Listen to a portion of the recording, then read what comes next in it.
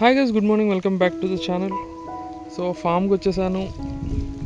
ఈరోజు early morning watering start చేశాను అనమాట మొత్తం మొక్కలన్నిటికీ. చాలా ప్లెజెంట్గా అనిపిస్తుంది అలా ఎర్లీ మార్నింగ్ లేచి మొక్కలకన్నీ నీట్ పెడుతుంటే. చాలా రిలాక్స్డ్గా కూడా ఉంటుంది. మా ఫామ్ అంతా ఇంకా మెల్లమెల్లగా మొత్తం మీకు ఎక్స్ప్లెయిన్ చేస్తాను ఎక్కడెక్కడ ఏమున్నాయి ఏంటి అనేది.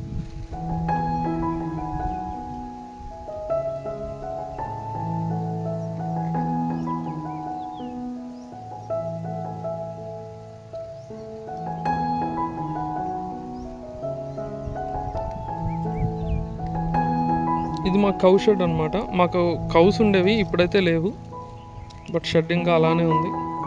ఈ ఫ్లవర్ ఏంటో మీరు గెస్ట్ చేయగలరా? ఒకవేళ తెలిస్తే మాత్రం కింద కామెంట్ సెక్షన్లో కామెంట్ చేయండి. సో నా ఫియాన్సీ నా కోసం గులాబ్ జామ్ చేసింది. సో గులాబ్ జామ్ తింటున్నాను, చాలా బాగుంది.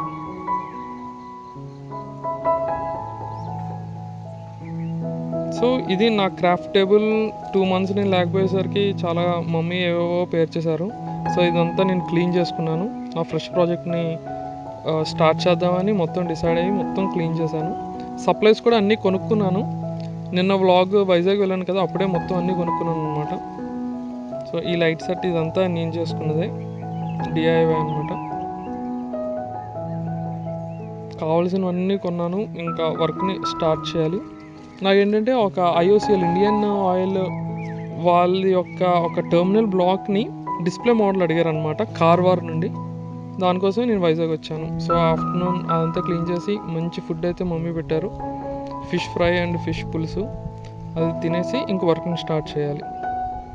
ఇలా వర్క్ స్టార్ట్ చేద్దాం అనుకున్నాను, కరెంట్ పోయింది. తీరా బయటకు వచ్చి చూసేసరికి వాతావరణం అంతా మారిపోయింది, సడన్గా కూల్ అయిపోయింది. ఇంకా మెల్లగా వర్షం కూడా స్టార్ట్ అయిందనమాట. పొద్దున్నే వాటర్ పెట్టాను ప్లాంట్స్కి, ఈలోగా వర్షం స్టార్ట్ అయింది.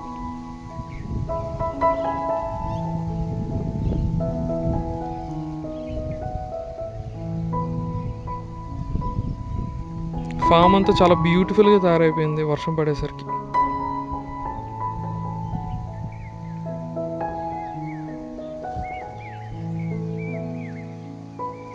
ఇది చూసారా, దీన్ని స్పైరోగ్రాఫ్ అంటారు. చిన్నప్పుడు మీరు కూడా డ్రా చేసి ఉంటారు. కొత్త కాంటెంట్ కోసం చాలా ప్రయత్నిస్తున్నాను, బట్ చూడాలి.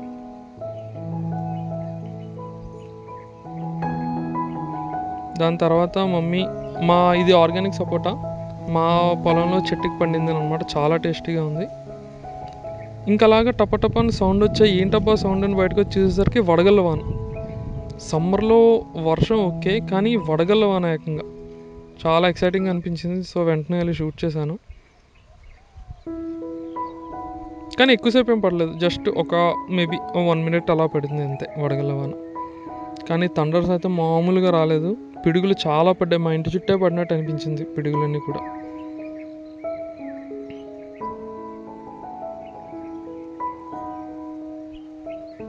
నా వర్క్ ఇలా స్టార్ట్ చేశాను. సో ఆ రోజైతే వర్క్ పెద్దగా ఏమీ అవ్వలేదు. ఆ నెక్స్ట్ డే మార్నింగ్ మళ్ళీ వ్లాగ్ని స్టార్ట్ చేశాను.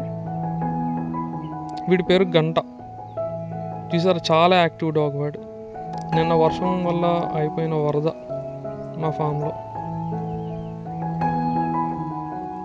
అంతా బురదగా అయిపోయింది. కానీ చాలా బాగుంది, చాలా పీస్ఫుల్గా ఉంది ప్రజెంట్.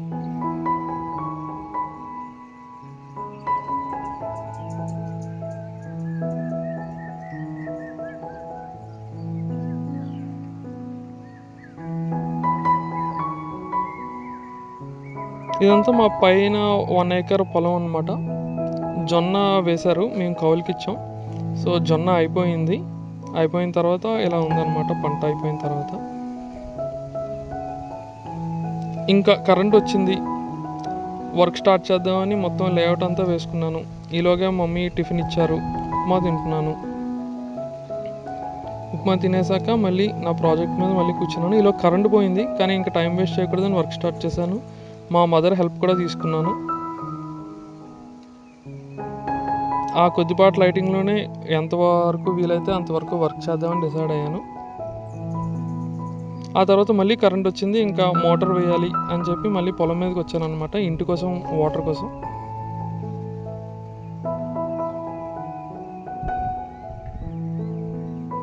నేను కంపల్సరీ గమ్ షూ వాడతాను పొలంలో. ఎందుకంటే ఇటు చాలా పాములు అలా తిరుగుతూ ఉంటాయి. సో సేఫ్టీ ఫస్ట్ కాబట్టి నేను ఎప్పుడు గమ్ షూ వేసుకుంటాను పొలంలో. ఇదే మా బోర్.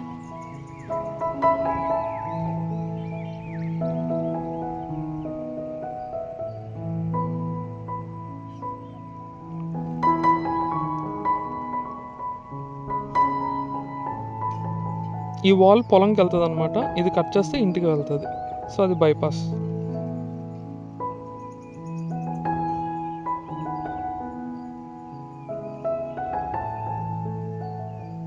వీడు నా వెనకే వచ్చాడు.